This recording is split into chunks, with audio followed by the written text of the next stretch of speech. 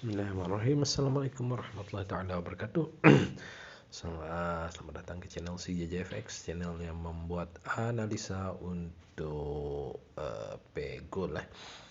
Jadi untuk hari ini saya ingin membuat satu video pembelajaran untuk hari ini, iaitu kita akan mempelajari satu perkara, iaitu berkaitan tentang trendline. Jadi bagi mereka yang hendak belajar tentang bagaimana menggunakan trendline sebagai strategi, bolehlah melihat video ini ya.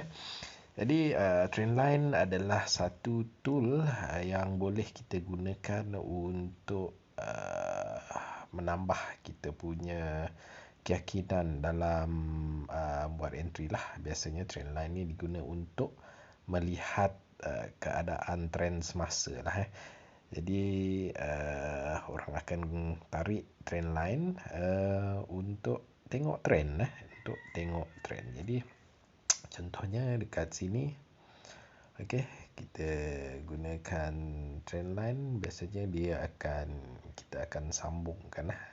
Kita akan connectkan kepada dua titik lah, dua titik, dua tempat yang dia membuat kira macam high ke reversal structure lah, macam tu lah. Contoh macam yang ni lah. Kalau anda tengok, kalau kita tarik trendline kan,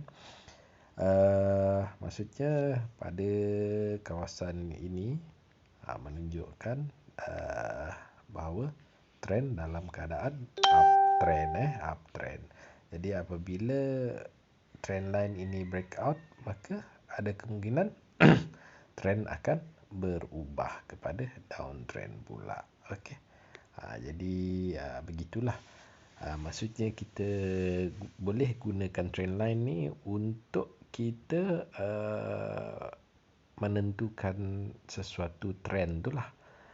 Jadi macam saya sendiri, saya pun menggunakan trendline ini sebagai tool tambahan bagi menguatkan lagi saya punya entry.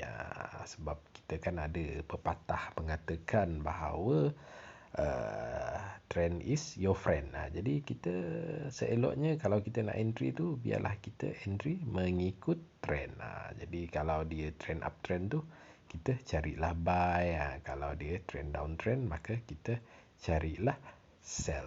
Jadi trendline ni boleh kita gunakan sebagai tambahan kepada technical analisa kita untuk lebih yakin lah untuk kita entry. Contoh sekarang ni dia turun kan, jadi dia ada kemungkinan dia berada dalam keadaan downtrend. Jadi kita sambungkan kepada dua titik, dua tempat lah. Lagi banyak dia sentuh, lagi kuat lah trendline itulah. Okey, lagi kuat trendline itu. Sebagai contoh, kalau anda tengok kat sini kan, contoh aja lah ya. Dia daripada sini kita sambung kat sini, jadi dia sentuh lagi kat sini, dia sentuh lagi kat sini. Jadi makin banyak tempat dia kita sambung, lagi kuat lah trend line ini. Okey, jadi lagi valid lah dia. Maksudnya kalau dia dah break tu, maksud dia tukarlah trend tu. Dia tukarlah trend, macam tu lah. Okey. Jadi saya suka ada macam saya ni, saya ada macam banyak kegunaan lah cara saya menggunakan trendline ini. Okey, kadang-kadang saya gunakan trendline ini sebagai saya punya macam benteng, benteng awal untuk saya entry. Apa yang dimaksudkan oleh saya ni, dia macam ni lah.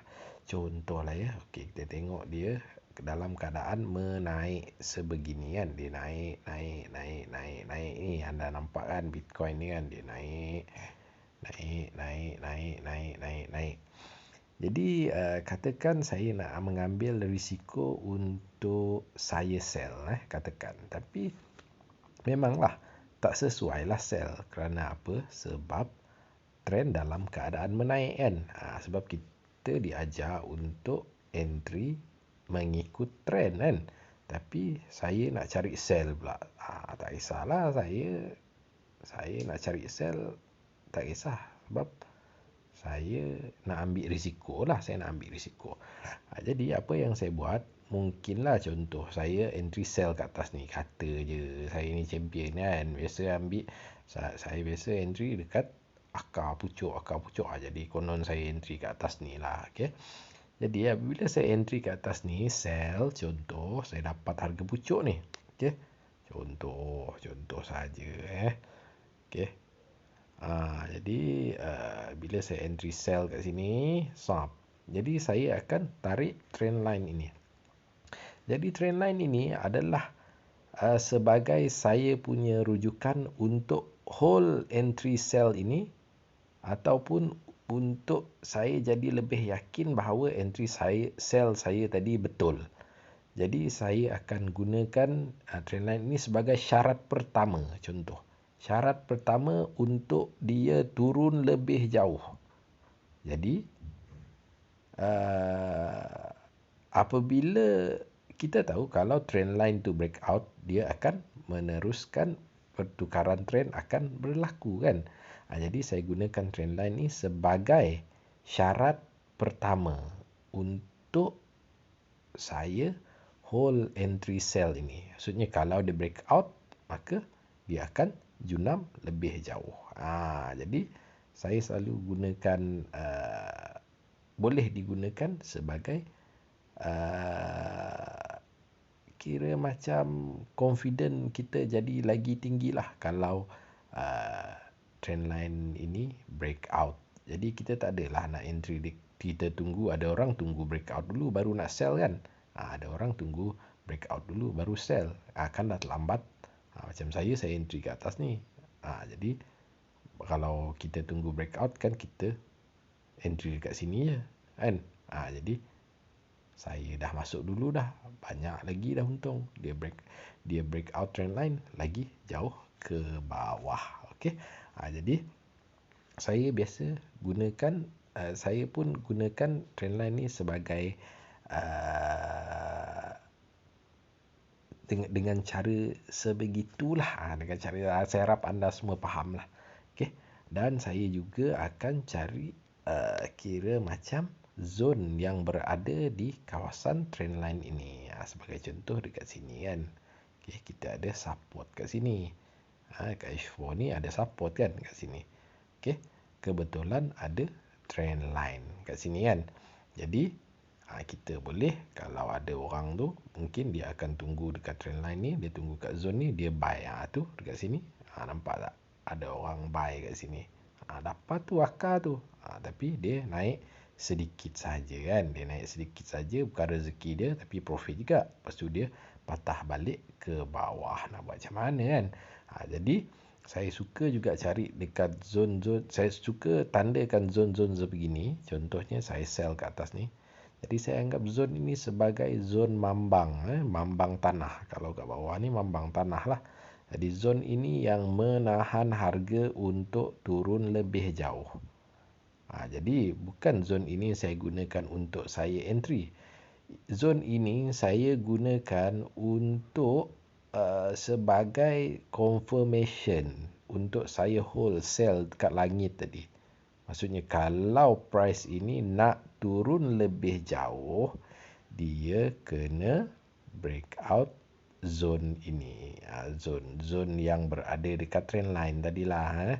Sebab trend kan dalam keadaan uptrend kan. Jadi kalau dia breakout ini jadi confirmation. Jadi saya jadi lebih yakin untuk hold entry sell ke atas tadi. Jadi begitu cara saya menggunakan trend line ini. Boleh juga trend line ini digunakan sebagai tempat untuk kita hold kita punya entry. Kalau dia breakout trend line, maka dia akan tukar trend dan akan pergi lebih jauh ke bawah. Jadi kita hold lah lama sikit yang kat atas ni. Almaklum trend kan, kalau dia betul-betul trend, dia turun makin turun, dia makin turun kan kita jadi semakin kenyang. Begitulah ya. Jadi begitu caranya untuk kita menggunakan trendline ya. Kita boleh jadikan trendline ini juga sebagai tempat entry. Sebagai kawasan entry pun boleh. Tapi bagi saya lebih baik kita follow the trend lah, ikut trend lah. Sebab apa? Sebab potensi untuk win itu, untuk kita profit lebih tinggi sekiranya kita entry mengikut trend. Sebagai contoh saya tunjuk dekat gold contoh saja. Contoh. Okey, contohlah dekat area kat bawah ni. Contoh kan, kat bawah ni kan. Okey, kita ada trend line kat sini kan. Kita ada trend line kat sini. Dia sambung. Memang kalau anda tengok, kalau kita ramai, kalau saya tengok hari tu banyak orang dapat profit sell kat sini kan. Sell sini. Dia sell kat sini. Dia rasa dia champion kan. Sell turun. Tapi sebenarnya trend berada dalam keadaan uptrend. Macam tu kan.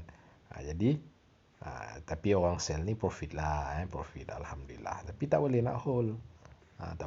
Tapi profit syukur. Kat bawah ni pula dia tengok ada trend kat sini, dia buy pula kat sini. Jadi nampak tak gerakan trending ni lebih besar lagi berbanding dengan yang lawan trend ini. Dia lebih besar. Jadi orang buy lagi kenyang lah. Lagilah kenyang, lagi dahsyat dia punya profit. Macam itulah. Apa yang saya nak katakan adalah lebih baik entry mengikut trend. Kalau berbanding daripada kita entry melawan trend. Sebagai contoh saya lah kat sini. Contoh saya ada sell kat atas ni semalam kan. Tak sangka pula dia turun menjunam kan. Dia turun menjunam kan, saya dah dapat pucuk ni kat atas ni kan. Saya dah dapat pucuk kat atas ni. Jadi saya tariklah trend line dekat ikut yang terkini. Ikut yang terkini. Contoh sekarang ni nampak kan dia reverse kat sini kan. Yang paling last sekali dia reverse kat sini.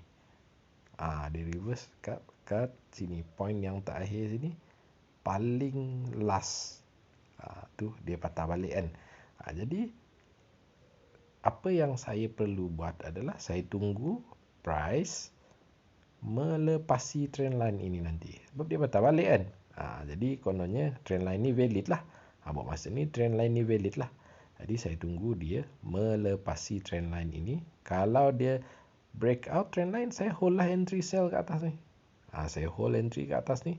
Dan tunggu dia menjunam sampai ke tanah balik semula. Mungkin dia patah balik dekat sini ya. Tempat asal dia kat sini. Jauh kat sini kan. Berapa pip tu? Ada dalam berapa Saya tengok dulu. Jauh ni nak swing ni. Kalau dia breakout lah. Ada 800 pip. Boleh lah tu 800 pip kan. 800 pip. Syukur. Alhamdulillah. Macam tu lah. Tapi tak confirm lagi lah dia terjun. Sebab apa? Sebab syarat pertama yang harus dia buat adalah dia kena breakout trend line ini. Dan kita carilah zone-zone dekat area trend line ni. Contoh dekat sini kan. Contoh dekat sini. Okey, contoh kat sini. Jadi sini kita ada zone. Jadi sini yang menahan harga nanti untuk akan datang. Dia akan tahan harga untuk turun lebih jauh. Maksud dia, satu nanti dia akan break out trend line. Yang kedua, syarat kedua, kalau saya nak hold entry sell ni, nak confirm dia betul-betul junam, dia kena melepasi zone inilah. Kalau dia turun melepasi zone ini, maka ada kemungkinan besar untuk sampai ke sini itu adalah amat tinggi. Okey. Jadi saya harap video ini panjang sedikit. Saya harap anda boleh belajar serba sedikit tentang trend line pada hari ini. Moga video ini bermanfaat. Sekiranya video ini memberi manfaat kepada anda, bolehlah share kepada rakan-rakan bagi kita mengembangkan lagi, bagi saya semangat lagi untuk membuat video-video yang seterusnya ya. Okey, terima kasih banyak-banyak kepada yang dah menonton. Bagi yang belum subscribe, sila subscribe. Bagi yang sudah subscribe, terima kasih banyak-banyak. Saya CJJFX mengundur diri. Assalamualaikum warahmatullahi taala wabarakatuh.